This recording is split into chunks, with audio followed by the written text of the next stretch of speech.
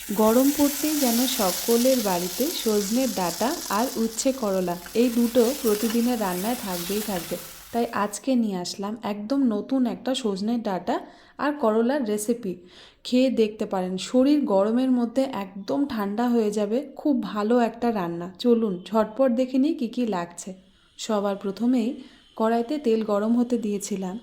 এবার এই তেলের মধ্যেই আমি কয়েক টুকরো মতন আলু ভেজে নিচ্ছি। আলুটাকে আমি এভাবে লম্বালম্বি করে কেটে নিয়েছি আর তার সাথে কয়েকটা মতন সজনের ডাঁটাও এখানে আমি দিয়ে দিচ্ছি। খুব সামান্য পরিমাণে একটু নুন দিয়ে আর হাফ টিস্পুনেরও কম হলুদ গুঁড়ো দিয়ে সজনের ডাঁটা আর আলুটাকে একটু ভেজে নেব।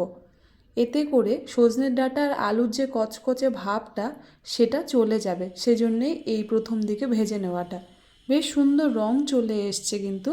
এবার এগুলোকে উঠিয়ে নিচ্ছি, কেন কি এগুলো আবার আরেকবার ভাজতে হবে। তো সব কিছুকে উঠিয়ে নিলাম। এবার এই কড়াইয়ের মধ্যে যতটুকু তেল রয়েছে তার মধ্যেই আমি কয়েক ফোঁটা ঘি এখানে অ্যাড করে দিচ্ছি। এই রান্নাটা ঠিক শুক্তোর মতন হয়। শুক্তোতেও দেখবে একটু ঘি পড়লে খেতে কিন্তু বেশ ভালো লাগে। তো ঘিটা দিয়েই আমি এখানে করলাগুলোকে ভেজে নিচ্ছি। করলাগুলো আমি এভাবে লম্বালম্বি করে কেটে নিয়েছি, যেমনভাবে আলুটাকে নিয়েছি। এবার একটু সময় নিয়ে লো ফ্লেমে এগুলোকে ভাজতে দিতে হবে। একটু বেশ সুন্দর রং চলে আসলে তখনই কিন্তু এগুলোকে আমরা নামাবো। সামান্য লবণ দিয়ে দিলাম।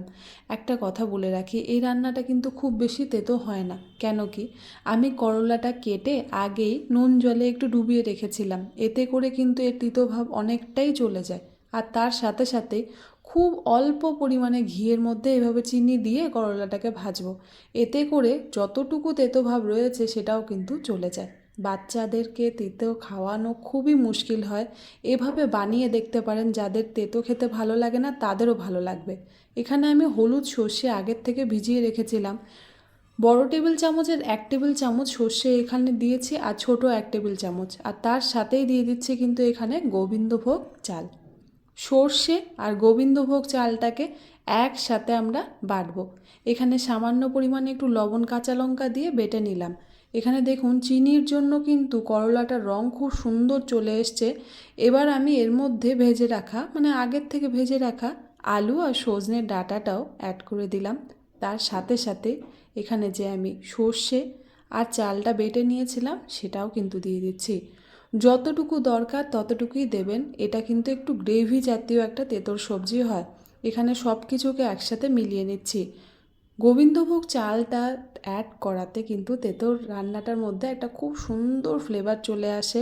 আমি তো সবাইকে বলবো, পারলে পরে এই রান্নাটা যখনই হয়ে যাবে না, গোবিন্দভোগ চালের ভাত দিয়ে এটাকে খাবেন, খুব ভালো লাগবে খেতে। এবার এখানে আমি জল দিয়ে দিচ্ছি। জলটা পড়ছে এখানে মোটামুটি হাফ কাপের মতন। সব কিছুকে একসাথে মিলিয়ে নিলাম। এবার যেটা করতে হবে, আলু সজনে ডাঁটা আর মশলাটাকে একটু একসাথে কষিয়ে নিতে হবে। তার জন্য 3-4 মিনিটের সময় দিয়ে এটাকে ফোটাবো। সামান্য পরিমাণে একটু লবণ আবারও অ্যাড করতে হলো, কেন কি জলটা পড়েছে। তার সাথেই আমি এখানে কিন্তু গোলমরিচের গুঁড়ো ব্যবহার করছি। এটা একটা স্বাস্থ্যসম্মত রান্না, তাই লাল লঙ্কার গুঁড়ো এটার মধ্যে দিলাম না, তার বদলে গোলমরিচের গুঁড়োটা এখানে দিয়ে দিলাম। দেখুন এখনই কত সুন্দর একটা রং কিন্তু চলে এসছে। নিত্যদিনের তিতোর সবজি এক রকমের তো খাওয়াই হয়, আর তার সাথে সাথে সজনের ডাঁটারও সেই একঘেয়ে রান্না। এইভাবে বানিয়ে দেখুন না, একবার খেলে পরে এর স্বাদ কিন্তু ভুলতে পারবেন না। যেভাবে বানালাম তার জন্য কিন্তু এই রান্নাটায় তেতো ভাব একদমই কম হয়। একদম ফুটে তৈরি হয়ে গিয়েছে এই রান্নাটা। যেটা করব, সামান্য পরিমাণে একটু ঘি কিন্তু এখন উপর থেকে ছড়িয়ে দেব।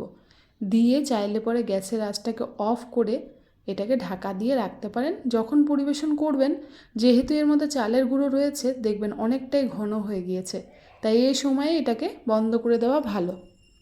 ব্যাস, ঝটপট তৈরি হয়ে গেল করলা আর সজনের ডাঁটার যুগলবন্দি। ভীষণ সহজ একটা রান্না। আবারও বলবো, যদি সম্ভব হয় গোবিন্দভোগ চালের ভাত দিয়ে এই রান্নাটা খাওয়ার চেষ্টা করবেন। এর স্বাদ মনে হবে যেন অমৃতের সমান, এত ভালো লাগবে। বন্ধুরা, অনুরোধ একটাই, যদি ভালো লেগে থাকে আমার রেসিপিটা তবে কিন্তু চ্যানেলটাকে সাবস্ক্রাইব করতে একদমই ভুললে চলবে না। আর ভিডিওটায় অবশ্যই করে একটা লাইক দেবেন। আপনাদের যেটাই বলার থাকুক না আমাকে, সেটা কিন্তু অবশ্যই কমেন্টস বক্সে একবার লিখবেন। আপনাদের কমেন্টস কিন্তু আমি রোজ পড়ি। ধন্যবাদ।